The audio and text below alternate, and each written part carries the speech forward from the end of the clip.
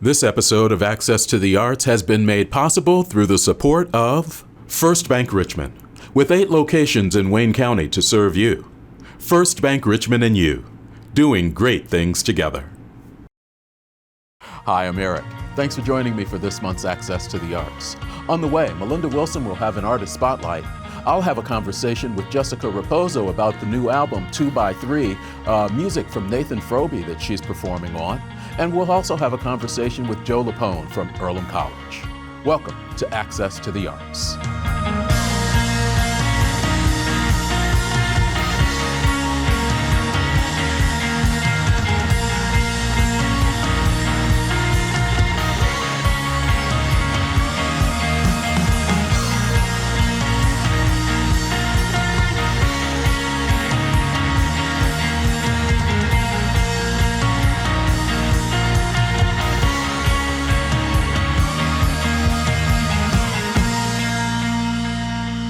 I'm having a chance to speak to Joe Lepone, Senior Director of Student Engagement at Earlham College. Joe, appreciate the time. Thanks, Eric. Glad to be here. Earlham has long welcomed the community to its campus. We talked last time that we were together that the pandemic kind of created issues for Earlham as well as for other institutions around to be able to do that. But the invitation is back. And you all have already had a couple of nice presentations in this semester, but your spring is always busy, particularly with student performances. Talk a little bit about that and what you all have coming up. Yeah, we have a chock full spring musicals and performances and dances galore, so we're pretty excited about it. It'll all start April the 11th through the 13th. Our music department will be hosting Fun Home. And so that'll be going on. Fun Home? Fun Home. Fun Okay. Home. And so that will be held in our Center for Visual and Performing Arts, McDaniel Studio Theater. So not Wilkinson Theater or Goddard this time. Okay. So we're excited about that. And then a few weeks later, we're going to hit our music concerts, which the community always loves to attend and see all the hard work that our students put into throughout the semester. Right. And that'll start August, and so we'll kind of have a series of 3 right in a row: 19th, 20th, and 21st. And then we'll have 2 more. The 27th and then the 3rd, but the 19th will really start our choir concert with Doug Johnson, then our orchestra concert with Forrest Toby, and then our annual Gospel Revs concert that evening. And then we'll wrap up the 27th with our unique gamelan performance, which we're excited about. Is that still a benefit performance? Yeah. And then we're going to invite the community to a dance performance that is solely created by our students called Dance Alloy, which is really exciting. It's all of our students who put a lot of time and effort into, these hip hop or unique, cultural dances, and that'll be held in Goddard Auditorium, and that's just a really fun experience for our campus community, but also the Richmond community as well. Talk about how long the students work on these performances and talk about some of because we've had Forrest Toby here on this show. Talk about some of the professors and faculty that are working with them. Yeah, so just thinking about, our theater performances and Lynn Perkins-Sosi, they work tremendously hard all semester. They're even starting us now to prepare for the Fun Home performances, on April 11th, 12th, and 13th. Then you have Doug Johnson and Forrest Toby and Patrick Piper and Joe Green for Gospel Revs. They put so much time at the start of the semester, which begins on January 22nd, and it's go, go, go, go, go until their performances, which all of them just knocking it out of the park. And so, and then, Mark Benamou, who does the annual gamelan performance. They've really put a lot of meticulous time and attention to detail on these things. And then looking up at Dance Alloy, our students start right as they come back, and they're practicing around the clock for these dances. And it's really unique because I get to see some of them midway through. But they do put a lot of time into it, and boy, does it pay off.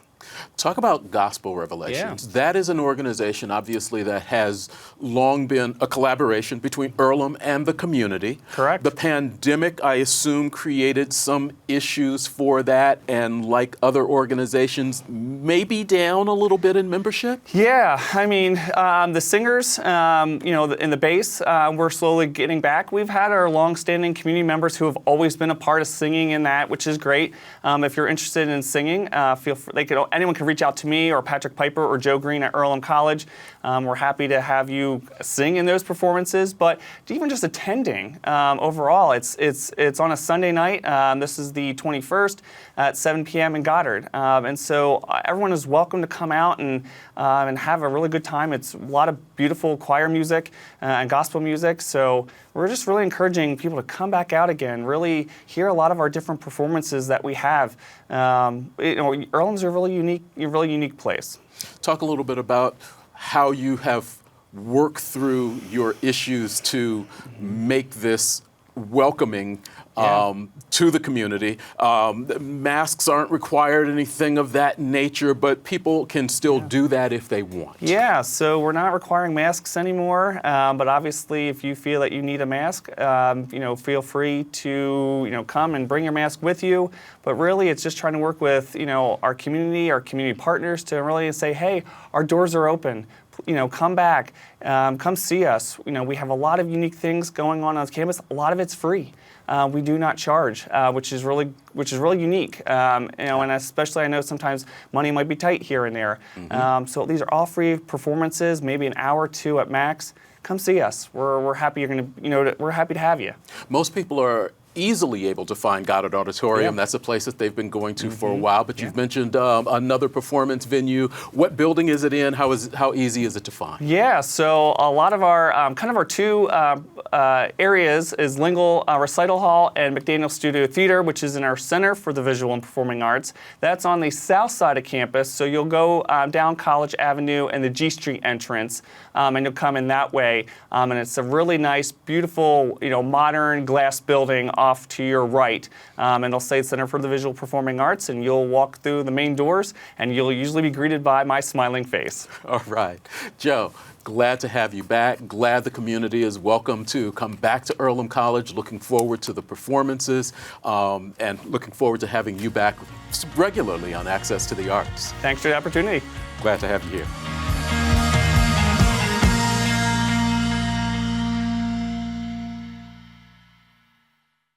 A spark, an invitation into the world of the unknown. It moves us to change, to grow. It asks us to dream bigger.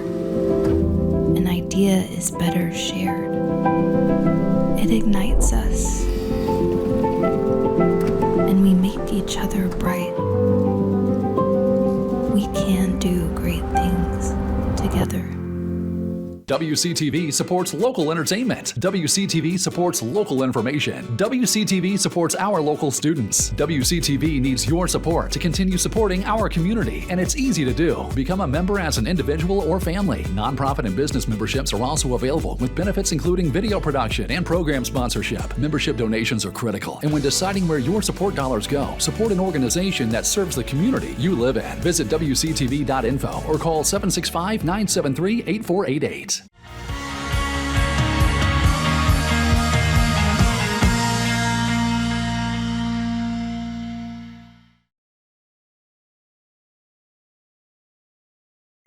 Hello and welcome to Artist Spotlight. I'm Melinda Wilson and I'm here with artist Jodina Meixel.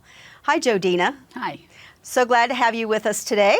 Thank you. And it has been a pleasure knowing you for quite a while now. Yeah, we have. We have. And you're still hanging around, so. Yeah. I didn't scare you away. No, you didn't. Surprise, surprise. So I just wanted to bring you on the show just to see where your inspiration came from when you got into the art world. Well, I've been a sewer since I was about 10 years old. Okay. When I got in high school, I started making my own clothes, and then when I got older, I started quilting. And then one weekend I was bored, and I drove into Greenville, and they were having a gourd show. Okay. And I went in, and they had some classes free, so I went in and did a class, and that was all she wrote. And you completely found your niche at that point. Yep, I did. Because your talent really comes out in your gourds, and you actually are able to use painting in the gourds as well as some of your workmanship. Painting, and I get to use tools, and I carve and saws and just all kind of fun stuff. So do you classify that as your happy place? Yes. Yes, I Yes. can see that. I can see that. So with the gourds, do you also grow your own gourds, or do you purchase those and then do your artwork from that point? I did try, and my brother also tried, but they're just not thick enough. You can't carve on them because the growing season isn't long enough here. I have to order them out of Arizona or California Really? for them to be thick enough Okay. to carve on. So is it the difference in the climates that make them a thicker shell? Yeah, they have a longer growing season. I was unaware of that. Yeah. Okay. Yeah. Do you have a particular style of the gourd that you like to do? Because I know that you've done some where they actually light up and are vases and different other mediums that you use there. Well, it's a funny thing. They kind of, as you're cleaning them, they kind of tell you what they want to be. Okay. So you kind of just go with the flow. Okay. So that even makes it even more so unique. Yeah. Okay. Yeah. All right. So what are some other of the artistic talents do you have that you could share? Well, I work with pine needles. Okay. I have seen some of your baskets. So explain that to me. How does that work? Well, the pine needles come out of California because they're 14 to 16 inches long. Oh, okay. And you can weave those into baskets. You can incorporate those into the gourds. Well, there just isn't anything you can't do with them. And I believe I've seen some of your work where you've added like black walnuts to it. Black walnuts, seashells. Okay. Yeah, they're pretty cool. So with the pine needles, it's so minute, the needles are. So what type of time frame does it take, say, to do a small basket? Oh, geez. Probably 12 hours, 13 hours. Wow. You have to be determined. Yes. And then I also do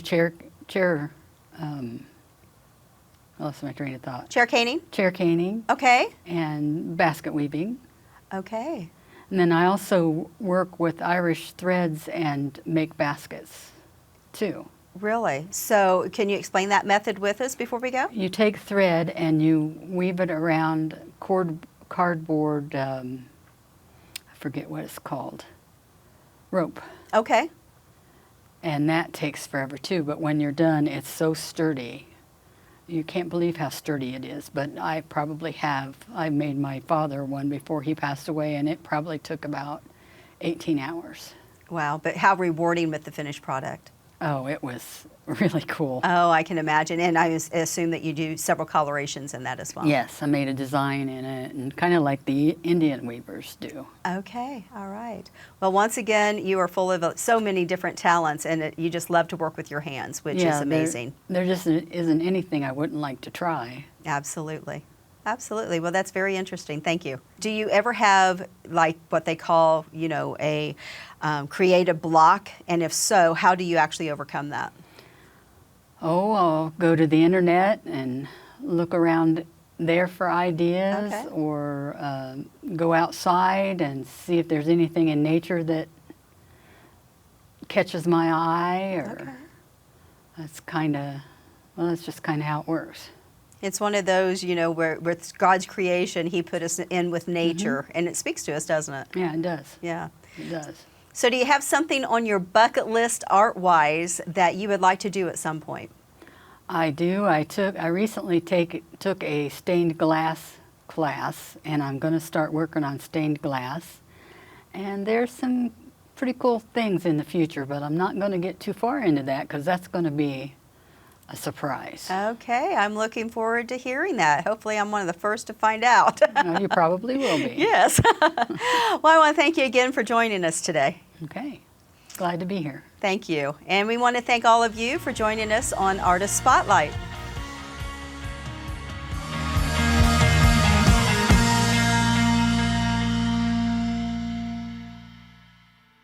Hi, I'm Monica Koschlein, Executive Director of Your Richmond Symphony Orchestra. It is an honor for the RSO to be an integral part of the arts makeup of Richmond and enhance the quality of life of the region. The RSO has been fortunate to exist in a community that has been generous in supporting our efforts for 65 consecutive seasons. Through the pandemic, we have continued to expand our programming. The RSO thanks you for your continued patronage and support.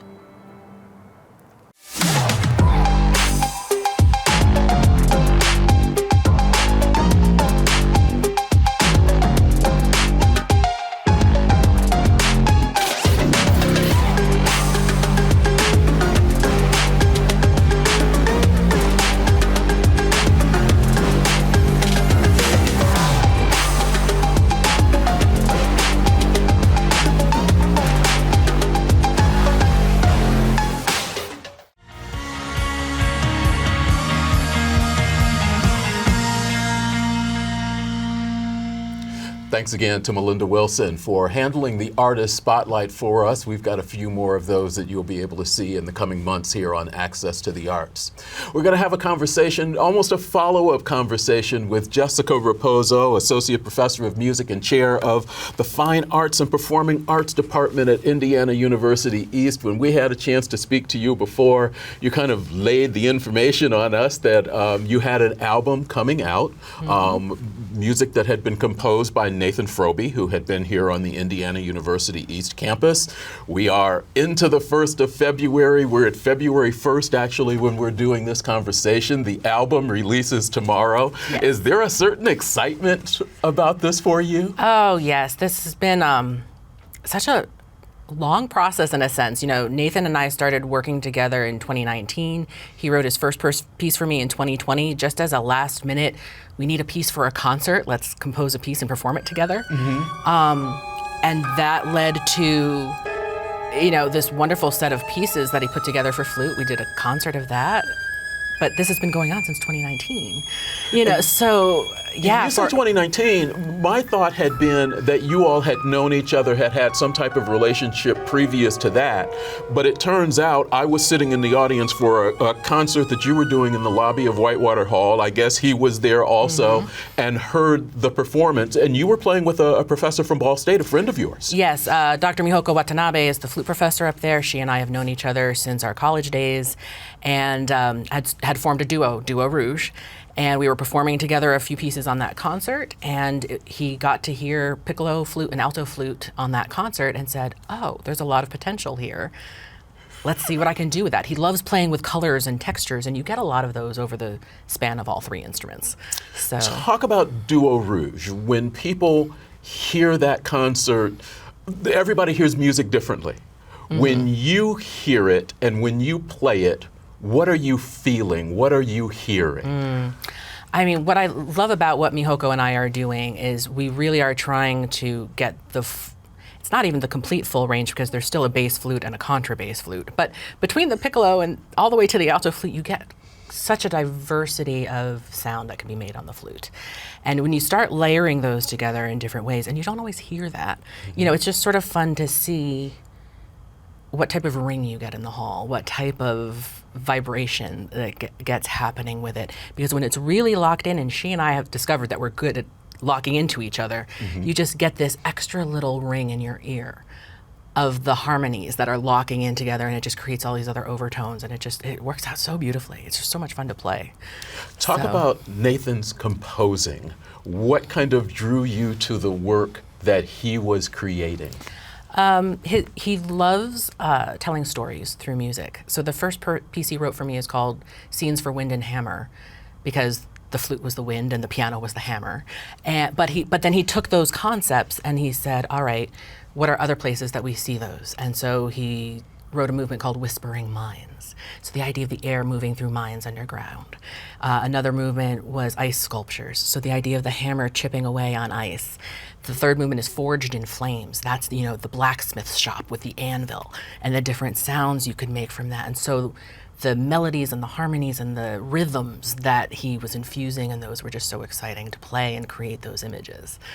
And so a lot of his music is like that. The other big piece that he wrote for us, the essay triptych, it's a collection of 3 essays that he called. He purposely avoided having a story behind it and just let it be the musical exploration between the instruments in different ways, because we have different combinations of those three instruments, in the different movements in different ways, creating different textures. And so getting to see how creative he is just so much fun.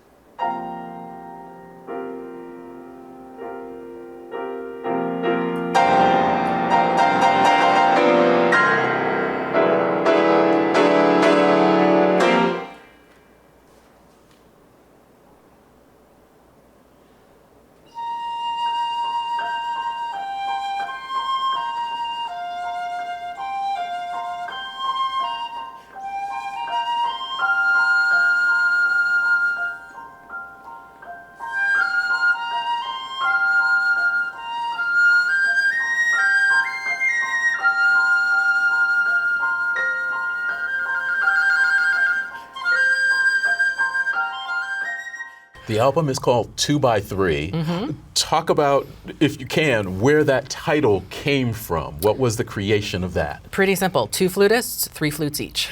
Okay. Piccolo flute and alto flute. Over the course of the album, Mihoko and I each play all 3 instruments.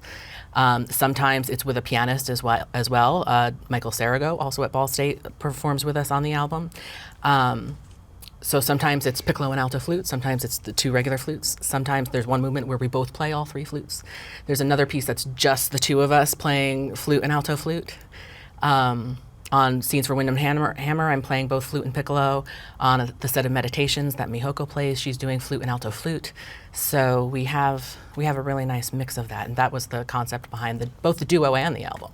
How many people were involved in the making of this particular album? It sounds like maybe it was a pretty small, tight group, and how long did it take to get done? The recording itself was actually the 3 performers. Nathan was there, and the recording engineer, Christoph Thompson, who's also a faculty member at Ball State. And from that point, we spent a great week together up in Muncie doing the recording. And after Christoph finished mixing it, it all went to Parma Recordings, the label that signed us, and they went and did the final mix to get it ready for streaming, to get it out there. So people can find it where? All your favorite streaming services. It's going to be on Spotify, Apple Music, Amazon Music, YouTube, etc. What's next for you? Now that you've done this, because I think you said last time we talked, this is the first album that you've played on. Is that a correct statement or no? It's my first professionally recorded album. I've done my own recordings for the sake of distribution, but yes, first album with a label. What did you think of the process, and is this something you think you might want to try again? Actually, I really enjoyed it. In the past, when I've done recordings, it's been of live performances, and that's usually what I'm putting out there. Other times when you do recordings and it's for an audition for something, you have to do things in one take. There's no editing involved, so it can actually be very stressful. But this is quite nice when you're able to explore the different ways of recording something and how it all gets put together. It doesn't always have the stress of it needs to be perfect at all times. You can find the different ways to make it do what you want to do. Has going through this process helped you in your work with students who are pursuing music and wanting to be involved in music? Are you able to take things that you learned in this process and pass it on to them? Absolutely. Any experience we gain, in our own professional work is something that we're then able to share and expand the minds of our students with. And also it's the developing of professional relationships. This was my first time getting to work with that audio engineer, and he hosted a group of my students at Ball State this fall to learn more about sound recording for themselves. So again, a classic example of just how the little relationships you form here and there can lead on to other things. Jessica Raposo, Associate Professor of Music, Chair of the Fine Art and Performing Arts Department at Indiana University East. The album is called 2x3. You can find it wherever it is you're streaming music. Definitely give it a listen. Thank you very much for spending some time with us. Congratulations on this. Thank you. Thanks for having me. Thank you very much for watching this Access to the Arts. We appreciate all of our guests and the time that they have provided us. You can find this obviously on WETV Channel 20. You can also find this program on our YouTube channel. As always, I wish you well.